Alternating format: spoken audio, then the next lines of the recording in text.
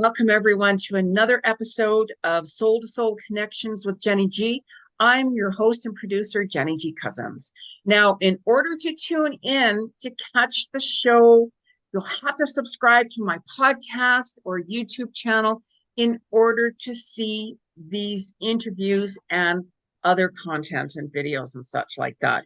You'll see there's on many different platforms. So one way or another, you're going to be able to catch the interviews. Now, the links will be under the video where you can contact my guests and read more about them and so on. And also, by the way, for those of you who has or feel you have a story you'd like to share or something you'd really like to chat about, let me know. Send me a message because you never know. I might say, you know what, let's have a chat. Let's share some information about yourself or a story you'd like to share. Reach out to me because you never know. Now, before I interview and talk to my guest, I'm just going to read a little bit about his bio, and then I'm going to ask him questions. So now this interview means a lot to me because I'm very drawn to this type of energy and work and so on. So my guest today is Carlos Tanner.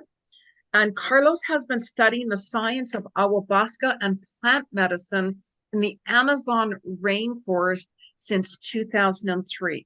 He currently works as the director of the Ayahuasca Foundation, a nonprofit organization he began in 2009 in Peru. He organizes healing retreats and educational courses led by healers called Curanderos. I hope I'm pronouncing that wrong. If not, I'm sure you have to let me know. To help people in need of healing, anything from depression to cancer, or who are interested in learning the ancestral healing traditions of the Amazon. Now, since 2017, the Ayahuasca Foundation has also hosted plant medicine research looking into the effects of treatment with ayahuasca on depression, anxiety, and trauma. The research there was published in the journal Frontiers in Psychiatric, demonstrating that attending an ayahuasca retreat can produce epigenetic changes that significantly reduce depression and anxiety. Research continues at the center and will now include studying chronic pain, PTSD, and changes to the gut biome as a result of attending an ayahuasca retreat. And I'm so excited. Thank you, Carlos, and welcome, welcome, welcome. I'm so grateful to have you on here today. Thanks, Jeni G. It's great to be here. You're welcome. You're welcome. I'm such a huge fan of plant medicine and the energy of what it does to others. Now, what really drew you into getting started with your work? Oh, isn't that a challenging question, right? How far back do you go? I think that I had a fondness for psychedelics as soon as I was introduced to them. Before that, even, um, I I remember my earliest memory is being a very young child and watching the film Return of the Jedi, the Star Wars, the third film in that series, and there were Ewoks that lived in the jungle, and they had a shaman. And you could buy the figurines, which I played with all the time. And my favorite of them all was the shaman Ewok. I didn't know what a shaman was. I didn't know really anything about that. I just knew that that was my favorite character. So I think somehow I had an interest that maybe was before I was born, or at the very least, a collection of influences in my early years. I read Carlos Castaneda in high school. That's when I first started experimenting with psychedelics like LSD and psilocybin cubensis mushrooms. And that led me to read Michael Harner's book, The Way of the Shaman, where he describes his experiences with ayahuasca. So that was really when ayahuasca was first like brought to my attention. And then also reading the works of Terence McKenna, who wrote a lot about psilocybin cubensis mushrooms as well as ayahuasca. And so I had it on my radar that I wanted to try ayahuasca, but I knew that I wanted to try it in its native setting, which would have been in the Amazon rainforest of Peru. And then in 2003, I got the chance to do that. Mm. I went to the Amazon for the first time and had 5 ayahuasca ceremonies led by a curandero named Don Juan Tangoa. And we connected very, very well. I connected very well with the medicine as well. And he invited me to become his student, to apprentice under him and to live with him. So in January of 2004, I moved to Iquitos, Peru, right in the heart of the Amazon in Peru. And I moved in with him and his family, and I lived with him for 4 years, studying the plant medicine traditions of ayahuasca. And after that, I came up with the idea for the Ayahuasca Foundation, which we founded in 2009, and that I continue to work as the director of. And so, what drew me? I guess the fascination of the experience and how it broke down walls of self-limiting beliefs and expanded my perceptions of reality and what consciousness was capable of and what the human spirit was. And there were so many aspects of it that I just found incredibly fascinating. Mm. So, how do you view healing and what does it mean to be healed? That is a very good question. I think that we tend to have a very black and white language. In fact, language is kind of built to be black and white, meaning like this is this and that is that. And the words seem to imply that it's one or the other type of situation. But healing to me is an improvement in one's well-being. That would be like the simplest way to define it. But I like to look at it in terms of a spectrum. And this spectrum I use a lot in my understanding of the complexities of so many situations that are not black and white. That spectrum would have at its furthest end on one side negative 100 and at the furthest end on the other positive 100. Now it's just a referential model as to assist in our understanding, but I think that it works well. So right in the middle would be the zero, and that could be called the neutral point. If you're below zero, you're unhealthy. But there's a whole range of unhealthiness from -1 to -100. And if you're above zero, you're healthy. But there's a whole range of healthy from 1 to positive 100. Anywhere that you might be on that scale, whether it's, let's just throw out a number, -30. -30 doesn't actually refer to anything. It's just for the sake of understanding where we're at in terms of our health. If you go from -30 to -20, that is healing. You have made improvement in your well-being. Are you healed? Are you even healthy? Well, no, you're not at a point where you've crossed over to healthy, but you have been healed because you moved from -30 to -20. And that's worthy of recognition. That's good job. But you could also be at 30, positive 30, and move from positive 30 up to positive 40. That's also healing. You weren't unhealthy, yet you weren't perfect, and now you've improved your well-being again. That's healing as well. So whatever improvement you can make to me is healing, but it's important to also recognize that having been healed or having received healing doesn't mean that you reached the end of the spectrum. It's not black and white like that. Any person who has healed or has received healing, guaranteed they have more healing to do and could be more healed than they are. And so in that sense, like the spectrum helps us to put things into a perspective that is more accurate to the reality of what health means. Yeah.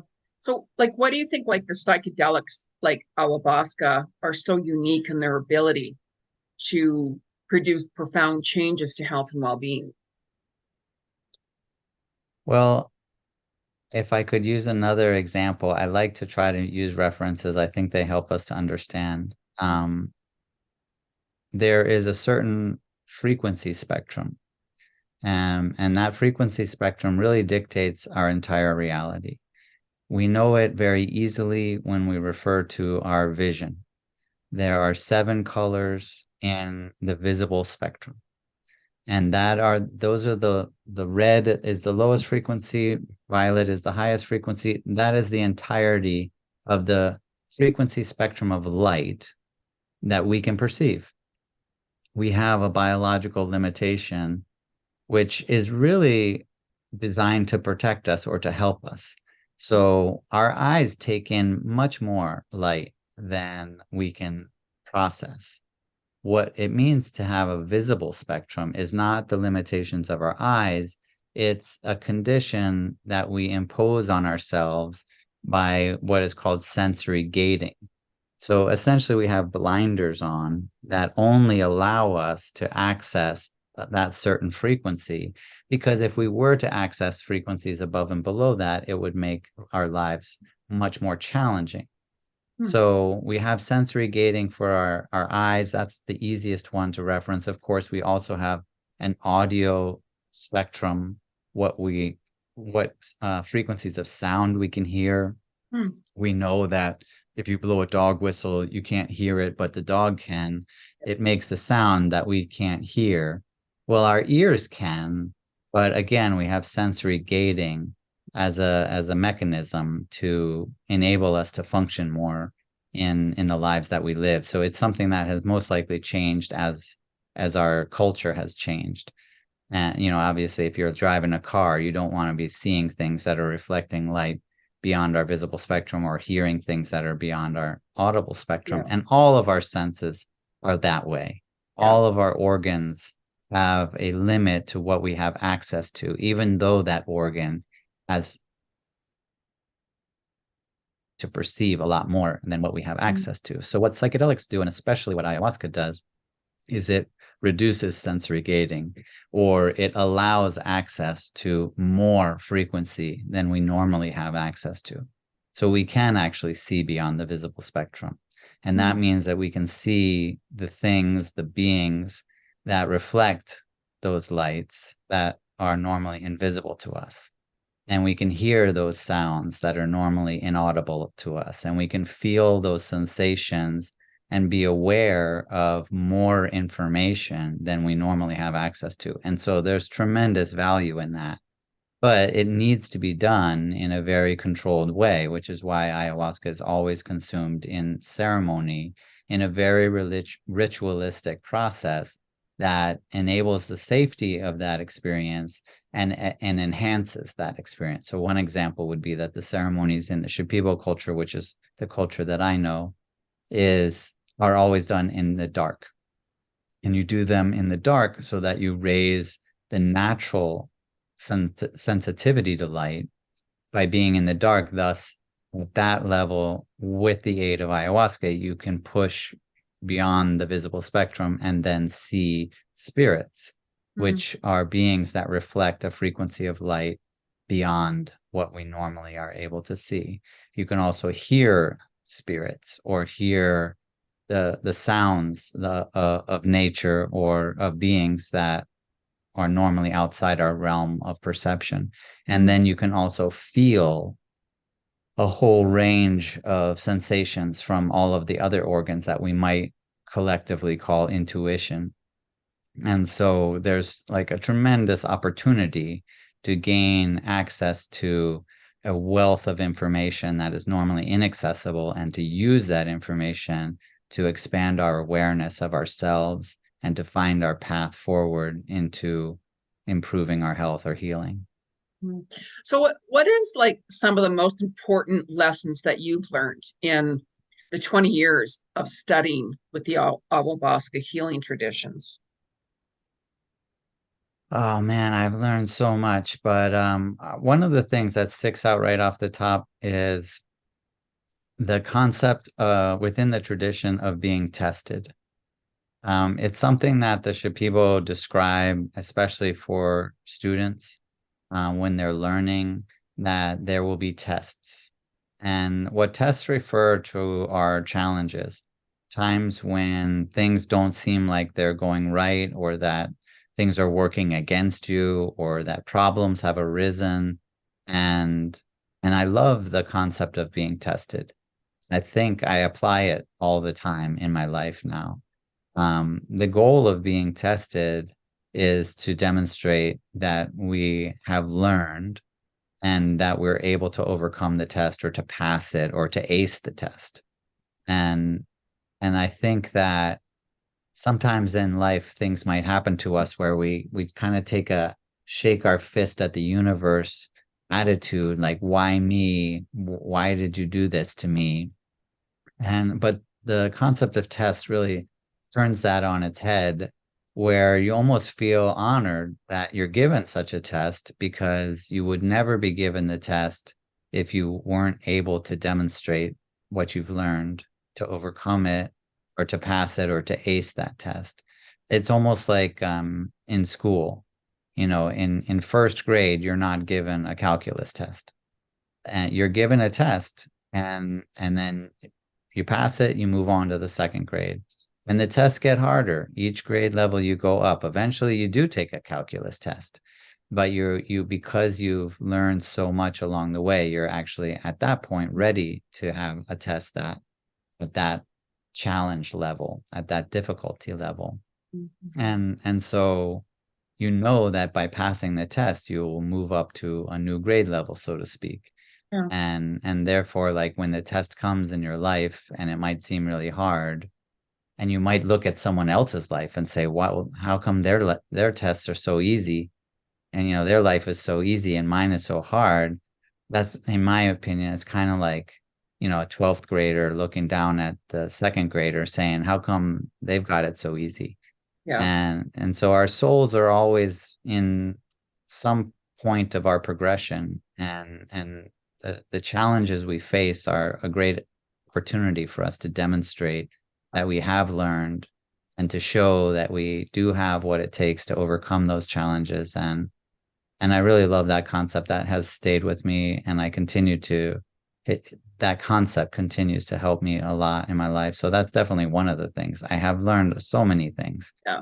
Yeah. Um, but I mean, one of the shattering things was just the reality of spirits. Yeah. When you see and interact with a spirit, and and it's as real as anything else that you might call real, it does change the way that you look at the world, that's for sure. Hmm. Sure does. How many times have you done Ayahuasca? Like, do you know roughly? I would say around 700 times. Wow. Wow. Does it get like immune? Like, I mean, because of course, somebody doing it for the first time, it would affect them differently, wouldn't it, than if somebody had done it many, many times? Yes and no, but it's different every time for sure. You do not build up a tolerance to it, but you do become more accustomed to it, and your responses to it are, and become more consistent. Yeah. But even that can change. I think maybe an example that, I hope it's okay, I don't think it's disrespectful to use, but I think it does fit, is sex. Hmm. Like the first handful of times that you have sex, it's obviously not like the rest. Yeah. But if you've had sex 700 times, the 700th and first time Yeah. isn't like some, Yeah. it still could be amazing. It Yeah. maybe isn't amazing, but you couldn't predict it. Yeah. Exactly. Every experience, of course, is different. So, Yeah. have you like ever like freaked out like on it, like had like a bad trip from it? Yeah, bad trip is such an interesting concept, but have I had experiences that really shook me up? Without a doubt. Yeah. They were like really incredible learning experiences. And so, getting back to the previous question about the lessons I've learned, um, one of the things that I've learned so much is just how much control or power that we have in how we respond to experiences and how that really shapes everything. When you're in a psychedelic experience, and especially in an ayahuasca ceremony, you can have an experience that causes you to have a fear response. And for some people, I think the fear response comes naturally because of a biological mechanism that is there to protect us and to help us, where we constantly compare our current state of being to memories of our past states of being. So, like if you woke up this morning and you didn't feel right, like that word, where you didn't feel the same as you had felt the last 30 days that you woke up, you would want to notice it. And that might mean that you want to get ahead of a flu coming on, or you'd want to like take an assessment and evaluate like why you feel differently, because it might be very beneficial for you to take action.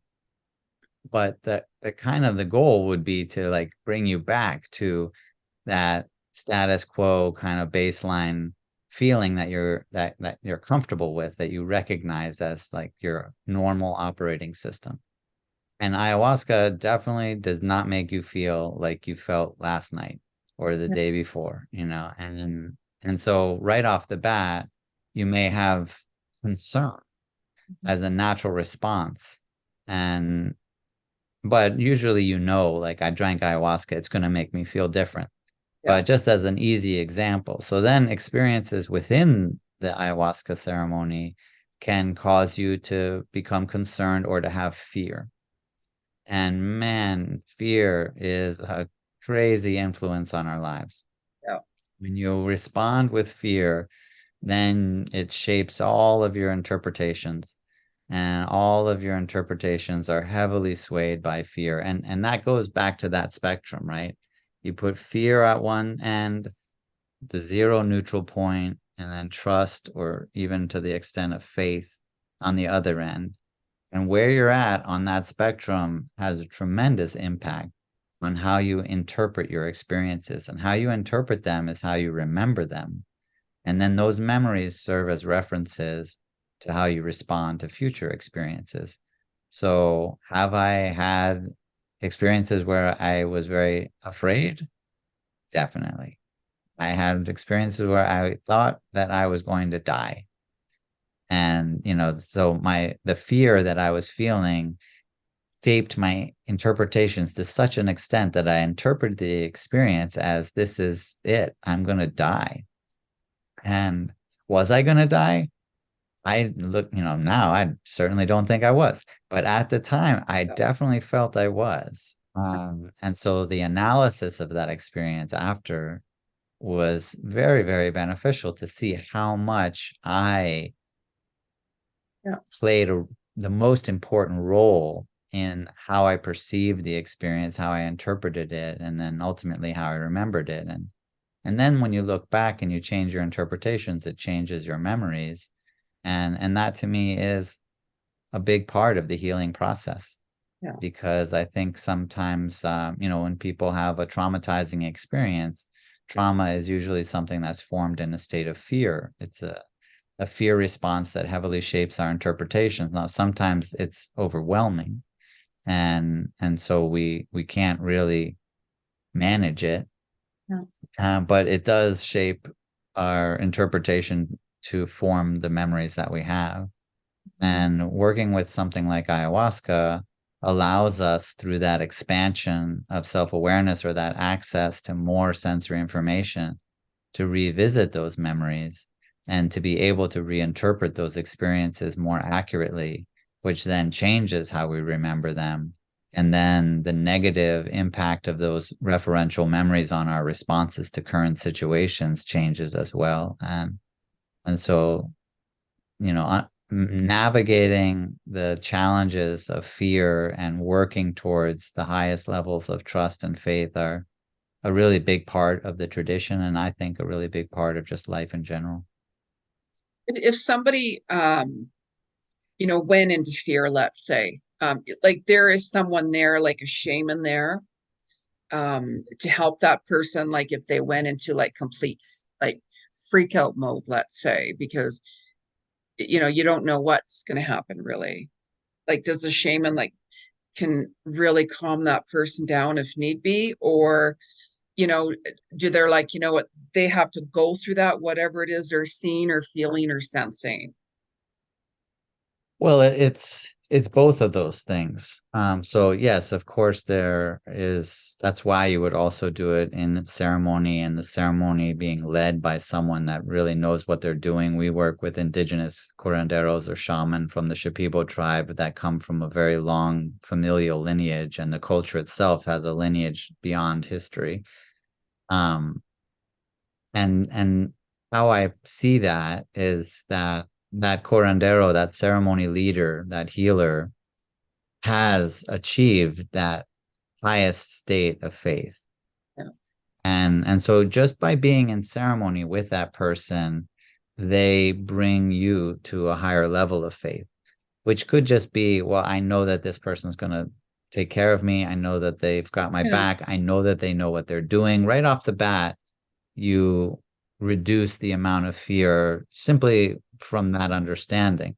Yeah. But then when they sing and the way that they manage themselves in the ceremony and the way that they work directly with those spirits that they've built relationships with and the complexity of the tradition, they're able to transmit their own faith to the patient or to the person.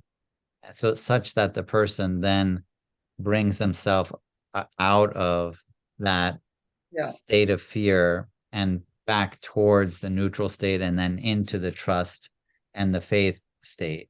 And they do that with a really beautiful method of singing.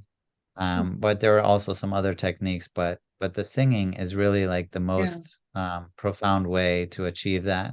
Yeah. And it's really that transmission of one's faith. And I think that we have examples of that, kind of famous examples, like Buddha going to speak to a group of people, and his, maybe not faith would be the word, but like his Mhm. enlightenment, like, is Yeah. transmitted to the people in his presence.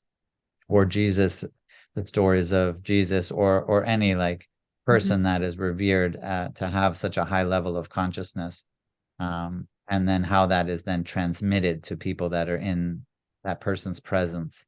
That Mm. that is how I see like the Yeah. process within ceremony Yeah. as well, which is why it's very important to have someone Yeah. that you trust and know will take care of you to lead the ceremony. Oh yeah. Yeah. I think that would be kind of crazy if somebody did it on their own, you know, like Well, that, I mean, that could be like go either way, right? Like, it could, yeah. but it's also, I mean, I mentioned Terrence McKenna. He Yeah. almost always drank on his own, because he did have that trust and faith in Yeah. himself. And, that's great. Like, we Yeah. should always try to have as much trust and faith in ourselves. Yes. But to quote Mike Tyson, who has now gotten into the psychedelic space, which is like, who would have thought that might have Yeah. happened?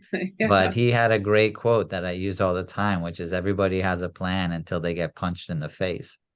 And, so you can have a lot of trust and faith going into an Yeah. ayahuasca ceremony, Yeah. and then something can happen. And man, Yeah. real quick, that trust and faith turns to fear. And those are the times when you really want to have that person there for you Exactly. to help you through that. But there's Exactly. that element as well. Like, they don't, the curandero can only do so much. Yeah. You Yeah. are still you, and your thoughts are still your thoughts, and your spirit is your spirit. And so there's always a really important responsibility each person must take, as we all do in our lives.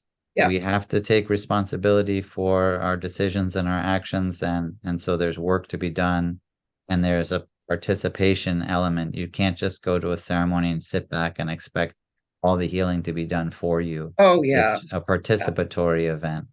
Yeah. So why are the ceremonies done at night? Are they just only done at night, or Yes, why, they like are why only is done at why night. is it at night? Well, one element that is the darkness. So you, like I mentioned, you want to be in the dark so that your eyes become as sensitive as possible. Mhm. Two would be the energy of, in this case, the forest, but the energy of the day or the culture. It changes when the sun goes down, and and we know that too. Actually, like when you wake up, if you wake up before the sun comes up, there's a real calm. There's a like a peace and a tranquility, and then the sun comes up and like noises, it starts getting like louder, and the energy changes, and so when you're doing something that is already like highly energetically charged, to do it in the tranquility of that energy is optimal. So if I took like ayahuasca right now, like this very moment, how how soon would I start to feel the effects? Would it be like in 5 minutes, or would it be like in like 20 minutes, or Very difficult to answer that question. Even have, taking the same ayahuasca in multiple ceremonies, it comes on differently. There's so many, so complex that I'm not sure anyone could really like figure answer that? out Yeah. or predict, but basically you could say between 5 and 45 minutes. Okay. I'd say it's rare that it's 5, but Yeah. that's happened. Yeah. Probably if you were to like average it, it'd be between 20 and 30 minutes for it to come on. Yeah. Yeah. Because I know, of course, everybody's body's different, Right. and energy and such like that. Like there's somebody I knew, and he used to take LSD quite a bit, and he said it would normally come on about 45 minutes after, right? And I'm like, okay, it would affect everybody differently, of course. So how do you prepare? So if I'm like, okay, I'm there to do the ceremony, and that, of course, I know there's different things that we have to do to prepare before we start that. Can you tell us why it's important that we would have to prepare before? Sure. I mean, you don't have to prepare. I think that it's beneficial to prepare, Mhm. but everyone also like there's a whole nother spectrum of preparation, and I would say that like as good as you feel about your preparation doesn't always dictate to having the best experience, and Mhm. vice versa. I mean, you could have an amazing experience even though you didn't do that much preparation. Likewise, you could have a negative experience or something that you perceived as negative at the time, at least, even though you did great preparation. So, there's nothing like dry, but I would say that for the most part, beneficial to do some preparation. So, what is the preparation? Well, if you're going to do an ayahuasca retreat, which would be like an extended process, our shortest retreat, as an example, is 10 days long. It has 5 ayahuasca ceremonies every other night during those 10 days. And there are a lot of treatments during the day as well. And you're removing yourself from your life for those 10 days. So, as opposed to just a ceremony, I think that the preparation is more intense or would be done for a longer period of time to a deeper level than if you were just maybe, oh, there's a ceremony on Friday. I'm going to do that ceremony. Maybe your preparation wouldn't be as lengthy or as deep. But in general, you want to clean your systems. So, eating healthy would definitely be a great idea. I mean, I think it's a great idea all the time, but being really mindful about that when it comes to the darkness and how that relates to increasing sensitivity to our eyes. You could also look at your diet and how um, stimulant it is, like how much stimulants are in your diet.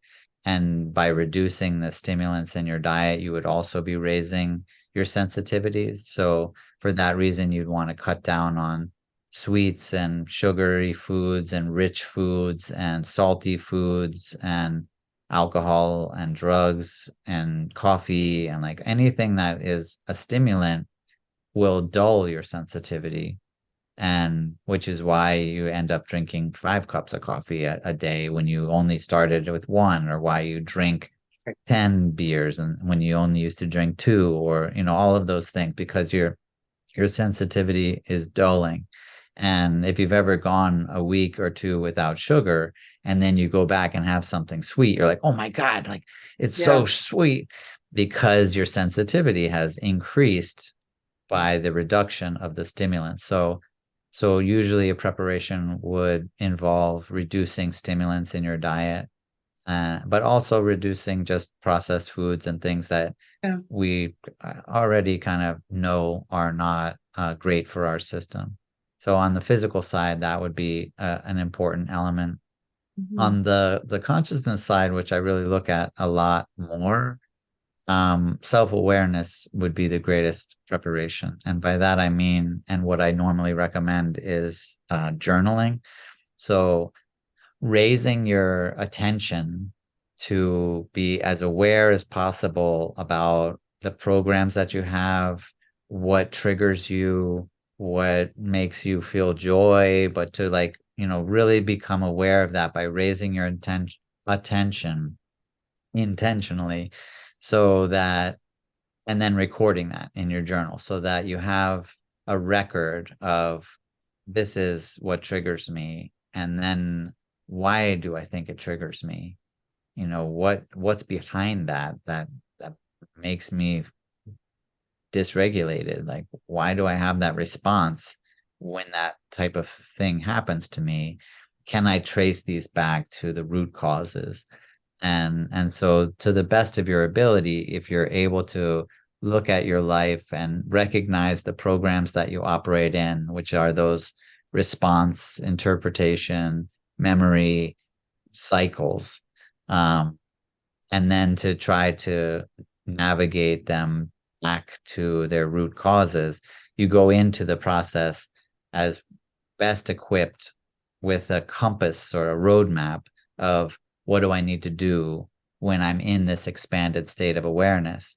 Again, like getting to the increasing your sensitivity, ayahuasca provides this expanded state of awareness. So if I am striving to reach the highest state of awareness that I can without any like intervention, or without taking ayahuasca, then when I do take ayahuasca, I will go even further with that state of awareness. So it's all very similar in the sense that I want to be as aware as possible.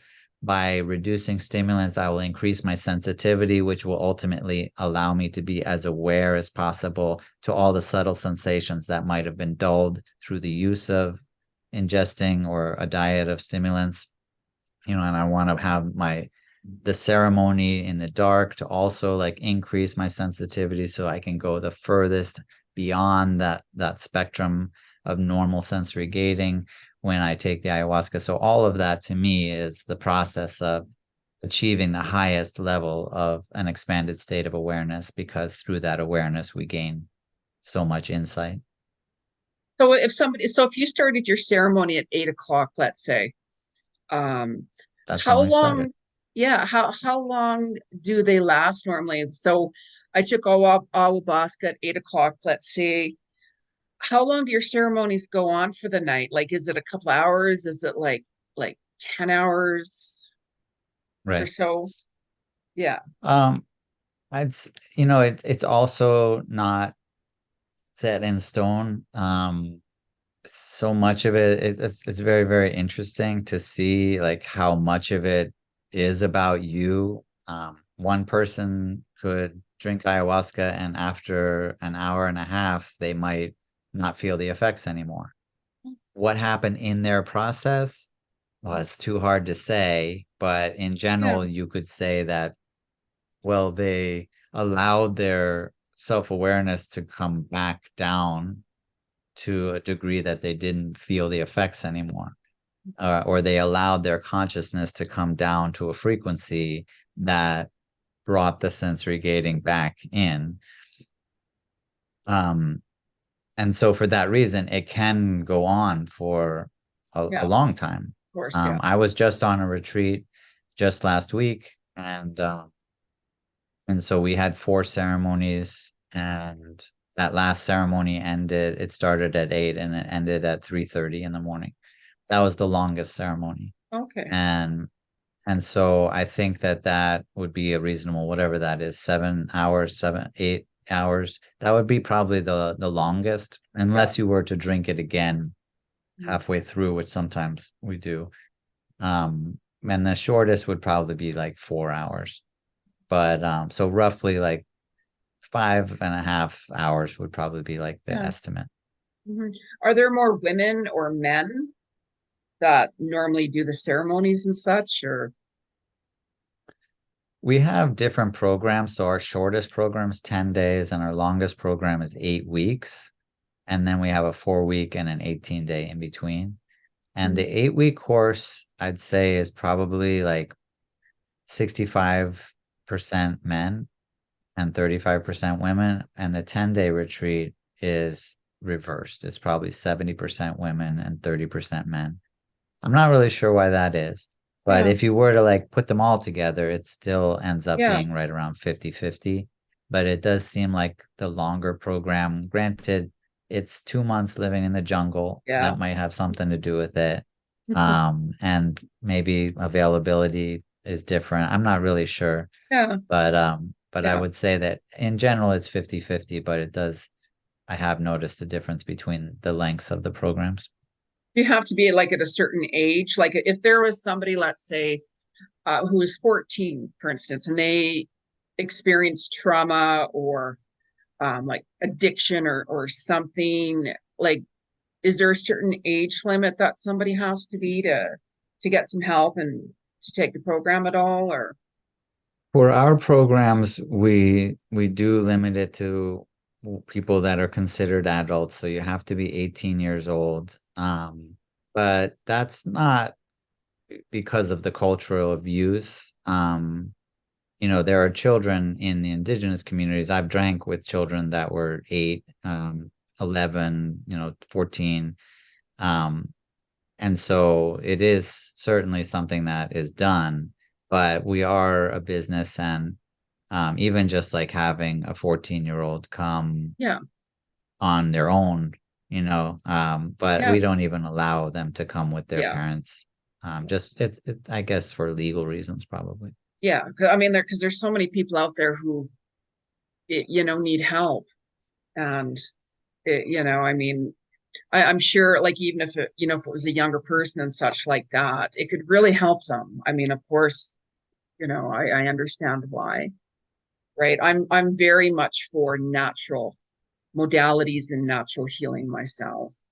So with it, It's an interesting question. yeah, I think in our culture, there's a reason why we have like a drinking age yeah, and of course, yeah, we get it, have some like, and I think you could probably point to some type of neurological science, which I'm certainly no expert in, and look at like mature, the maturity of brain development as an example, which might be at 16 or 17 years of age. And yeah, so would you want to like do something that might have an impact on brain development? mhm, Most people would kind of say, no, that's not a good idea. You should wait yeah, until you're 18. But like I said, in the culture, I don't even think that will be true with my own daughter, that I'll wait till she's 18. yeah, But in the culture, I'd say it's probably like 10 or 11 when yeah, children start exactly, to drink ayahuasca down there. exactly. So can you share what are plant spirits for those who are not familiar with that? Sure. Oh man, isn't I that know, a I love challenge? it. I love that. Yeah. Well, a plant is a living being, just like you or I, and it, without a doubt, has a consciousness. Yeah, And even if you wanted to use kind of classical or the modern scientific model, um, it has been demonstrated by an organization called Heart Math Institute, actually, that the evidence of consciousness is undeniable in plants. And trees are in constant communication, as all plants are, but their root systems are in constant communication through the mycelial network and through an intricate trading system where they are trading what they produce through the process of photosynthesis with minerals that the mycelial network is able to acquire for them. There was a book written called Entangled Life by Merlin Sheldrake, which talks in depth about that, which is absolutely fascinating. They just made a film about it called Fungi, which will be out next month. Yeah. And so there is clearly a lot of intelligence in nature. In fact, with regard to trees, I think it would be fair to say that they have a superior intelligence. We're like having to run around to get all the things that we need, but they have figured out how to stay in one place and grow to be hundreds of years older than us and much stronger and taller. And, they, by many metrics, it would be apparent that their intelligence uh, surpasses our own. Ancestrally speaking, they've got a few 100 million years on us, Yeah. so they've got some real advantages. So what is a spirit? Well, the spirit would be a non-physical element of that consciousness. I look at consciousness as everything. I think of my body as low frequency consciousness, like a solid state of consciousness, the way that we know ice to be the solid state of water. And I look at my emotional body as the liquid state of consciousness, which would be like the liquid state of water when it's in that frequency range. And then my thoughts, which are usually what people attribute to consciousness, to me are the gas state of consciousness, like the vapor. And they're all subject to different natural laws, but to me, I view them all as consciousness. And so my spirit is the non-physical element of consciousness, or at least it's at a frequency that is typically beyond our sensory perceptive abilities. And so trees and plants have spirits just like you and I do, but that they are normally outside our realm of perception unless you take something like ayahuasca, which reduces sensory gating and allows us access to that spectrum of sensory perception. And and so the spirits can take a lot of different forms. um you might see a spirit as an animal. One of the most common types of animals that's seen in ayahuasca ceremonies is that of a snake. It's interesting when we look at the universal symbol of medicine. It is a sword entwined with two snakes. But I think, and so other animals might be a jaguar or a hummingbird. The way I look at that in my own interpretation is that when a spirit takes the form of an animal like that, I don't know about you, but if I see a hummingbird, which thankfully I get to see when they're up around my area often, I stare at it. It gets my attention. If I'm like hanging out chatting with you and a hummingbird flies by, I will stop talking and I am just going to look and give my attention to that Yeah. hummingbird.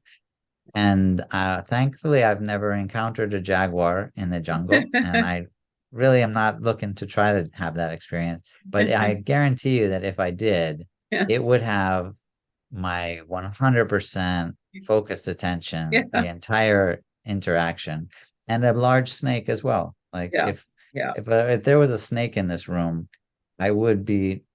watching it. Like Yeah. You would. I wouldn't be like, whatever, it's just a snake. I would definitely give it Yeah. my attention. And so I do feel that spirits take forms that will Yeah. gain the attention. Yeah. And I think that spirits communicate with us in sensations also. And so sometimes sensations will happen that are like your phone ringing, but in interior, like someone wants to speak to you and they call you and your phone rings and because of the ring, to pick it up and talk. Spirits have like their own kind of methods for calling you, but that the ring is like a sensation or something that happens. Sometimes it literally is a ring where it's like an audible ring that you hear, but that they have ways to interact with us that are really designed for us to give them our attention. Mhm. So also spirits come in the form of humans. And I think that is very common. I don't think that they just take the shape of a human, but because we do, and I would see my own spirit as a human because I see myself as a human. Yeah. And so they take the shape of a human because it's also very recognizable. If a human walks up to me, I'm happy to speak with that person. Like Yeah. I don't feel like threatened or anything. And so spirits will Yeah. often take the form of a human being. Yeah. Because I know, like, during some ceremonies that somebody, like you'll paint your, like, your hands and your face and your feet and such with fruit. Do you do that in the ceremony? And what is that used for? Like, why do people paint their fruit on their face and such? Yeah, I mean, to be clear, it is a fruit technically, but it is a fruit that is used for to make a dye. Yeah. So it's more like paint. Just in case, it's Yeah. not like It you're looks rubbing like paint. strawberries or Yeah. something. Yeah. Yeah. Um, so some of the clothing that the Shipibo wear has the patterns of those Hmm. variaciones or those visions on that as well. Those patterns have a specific design that is also associated with a spirit. So a spirit has like a frequency pattern, almost the same way that maybe you've seen, like if you put sand on a plate and you play a particular note, it forms a pattern. Um, but and so to put those patterns on you, it's already like a communication. It's an invitation. It's like saying, "Hey, I want to have your pattern on me or Yeah. in me or with me." And the painting of the faces and the hands and the feet, as far as I know, is typically done during a plant dieta. And a plant dieta is kind of the pathway for a curandero to become a curandero. So for a student to study, they go off for extended periods where they have a very, very limited diet, and they're in seclusion, so they have very, very limited stimulation, even in the sense of talking to people or seeing people. And it's like a silent meditation almost, but they're ingesting one particular plant extract so that they can become familiar and build a relationship with the spirit of that plant. And so for that, you would paint your face and your hands and your feet. And again, that's like an invitation for the spirit to come to be with you Hmm. and to demonstrate that that is your intention visually, Hmm. but also to let anyone else in the community know, don't talk to me right now. Don't like Yeah. approach me or try to stimulate me in any way because I'm doing this process of a dieta. Yeah. So I don't know if it's something I'm not familiar with. It's something being just for a ceremony, I'd say it's but respect too, in a way. Like, it shows respect to the spirits yeah. and such. Yeah.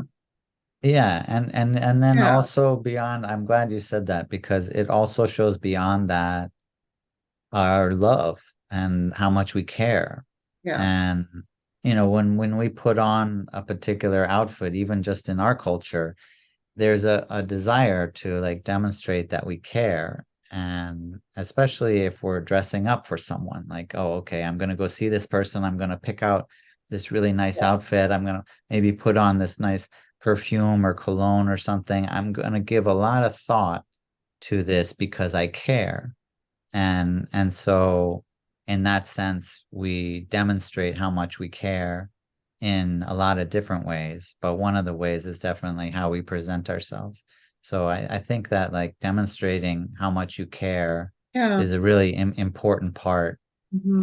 and that it translates into like some of the things that I was talking about with preparation. Like if you really care, then yeah, I'm going to want to do these things, and I'm going to want to give up, some of these pleasures or some of these habits because I care so much.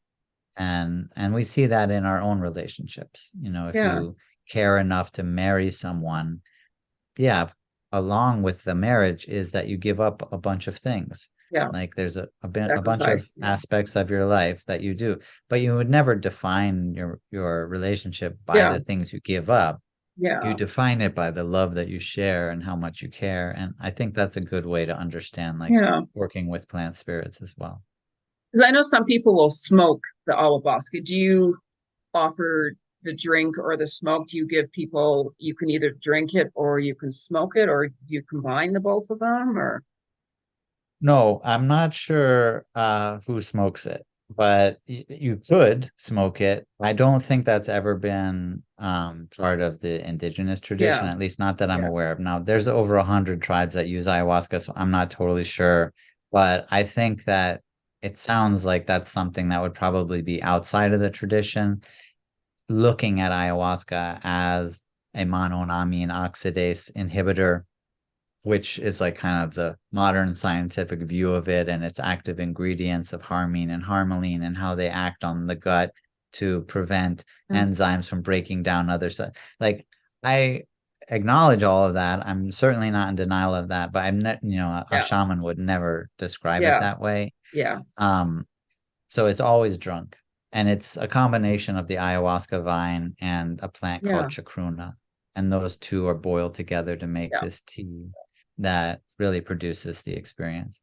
Now, there's smoking, a lot of smoking is done in a ceremony, just not ayahuasca. yeah. It's a form of tobacco or in the same family as tobacco. It's called Nicotiana rustica, Hmm. and they refer to it as mapacho. It's like the cousin of tobacco, you could say. It's in the same family, but not the same species. Hmm. And that is used as an important bridge between the two worlds. So mapacho smoke is something that is used a lot in treatments outside of ceremonies and especially in ceremonies where the mapacho Yeah. is a tool that enhances Hmm. access to that higher realm. And what I mean by higher realm, I think could be also understood in that description of frequency. So I described like our frequency of reality. One way to look at that would be as if it were an octave in music. So if you ever studied even rudimentary music, you would know that there's like a scale. A C scale is, or the general notes of a scale would be A, B, C, D, E, F, G, and then the eighth would be A, Hmm. and that's called an octave. Oh, Now, the second A is also the first note of an octave that exists above it. And there's that first A is the eighth note of the octave below it. Those are referencing frequency spectrums. And so our reality is also like an octave. And in fact, the seven colors mhm. are a reference to the seven notes of the octave, if you wanted to look at it that way as an easy way to understand it. And so above this octave of the reality that we live in is another octave, and it's a whole other reality. And that's the realm of spirits that they would call the world of spirits, Yeah. the higher dimension, whatever you want to call it, but Mhm. as a way to understand it.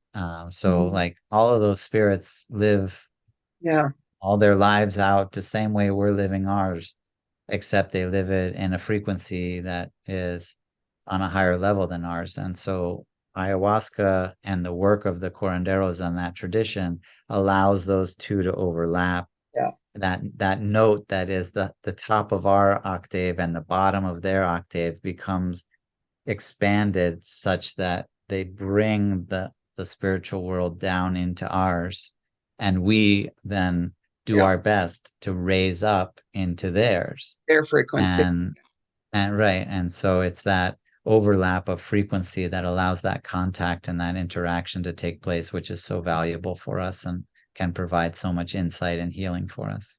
Oh. So now, I mean, like your website is extraordinary. Like I love the courses that is offered, and I mean, I think it's done really well, like really, really well. It offers so much. It tells you about like the days, what to expect, and so on and such like that. And then the trek into the jungle to get to actually where you are. It's that journey from the minute you arrive at the airport, the journey to arriving at the center. I think it's all put together really well. So somebody like, I mean, I could ask you 101 questions. Like, believe me, I could talk to you for hours. But if somebody wanted to really, like read your website and find out more information about you, what's the best way for them to get in contact with you? Or Sure. Well, of course, to visit the website, which is ayahuascafoundation.org. And through that yeah, connects you basically to everything, all of our social media channels. But if you're on social media, you can find us by looking up Ayahuasca Foundation. It's not always the same on X. yeah, We're at Ayahuasca Found. On yeah, Instagram, I think we are at Ayahuasca Foundation, and Facebook were ayahuasca retreats. But basically, yeah, if you search yeah, for Ayahuasca Foundation, you will you'll find find it. us. And on the website, also in the review section, there's a whole section on with videos. I'll put this one up on the website as well. But there's a number of like podcast interviews, some written interviews, and I did a 10 episode series on our YouTube channel Wow, called Lessons from Ayahuasca. And I think that that's a great place to start and an easy way to get a it's into it. grasp on like all of the potential opportunities that ayahuasca retreats can provide. Yeah, because it's endless. It's literally, that's why I could easily talk to you for days on end, right? Because there's so much information, and I'm a huge fan of it, and the natural healing. I mean, the plants. I mean, I'm a huge plant person as it is. Like even the trees, they have their own heartbeat, just the energy. And I believe there is a cure for every disease on this planet by a plant. That's how I see things personally myself. I really do. I really do. So that's another reason why I'm like, I have to talk to you and such, right? So Well, I yeah, I I know we're winding things up, but one last thought about that. Like I agree with you, yeah, but I also believe that we have the potential and the power to heal ourselves of every yes, illness yeah, on our own. yeah, What plants do is that same element of what a shaman does in a ceremony, at least in my view. Plants have such an unshakable faith. yeah, There is not one minute percentage of doubt in a plant. It is 100% connected to the earth and has the utmost faith in the power of the earth and that energy that is accessible to us as well. And so when we invite plant medicines into our world, into our being and our systems, we are incorporating that depth of faith into our being to raise our own amount of faith to such a degree yeah. that we can then access and utilize that same healing energy in ourselves. I mean, even like I've told other people that, I have a lot of plants, always do. And, even a couple of days ago, I mean, my windows are closed, it's winter here. And I mean, there's no fans going or air conditioner or anything like that. And the leaves on the plants were dancing, right? And I kind of looked over and I'm like, okay, did I, like, so I started questioning myself again, but yet I knew. And it's like the leaves were moving. I mean, I love a lot of music and such too. And I noticed too that on some music, certain plants will move. And it's not because there's something like a windows open or something like that. I think, it's just amazing. Just, I love it. I love it. Anyone who's been outside in Yeah. nature with the right attitude, also like just being in nature is Yeah. a healing. Yeah. And so, if we're gonna end with like one easy, simple recommendation, get outside, be in nature, recognize the mystery and the wonder of nature, something that we did as children when we could sit and watch an insect crawl or Yeah. inspect the intricacies of a leaf. All of that magic and wonder never left nature. It's still right there. And when we bring ourselves to the same level of fascination we had as children to recognize the magic and mystery of nature, we invite that faith to become a part of our being again and elevate ourselves and our potential to heal. Yeah. It's a really good way to get grounded. Really good way to get grounded. I mean, even go and hug a tree, if you're really kind of stressed out or unbalanced, hug a tree, and you'll notice that you start to calm down, Definitely. right? I talk to the trees. Yeah. I go out, I don't bring people with me. I did that one time. My friend goes, "What are you doing?" And I'm like, "I'm talking to this plant, or I'm talking to this tree." And I mean, like, he knows me, but he's like, "Okay, I guess that's just another part of you." And I'm like, "Yeah, right." Well, caring about nature is something Oh, I don't think yeah, anyone would deny.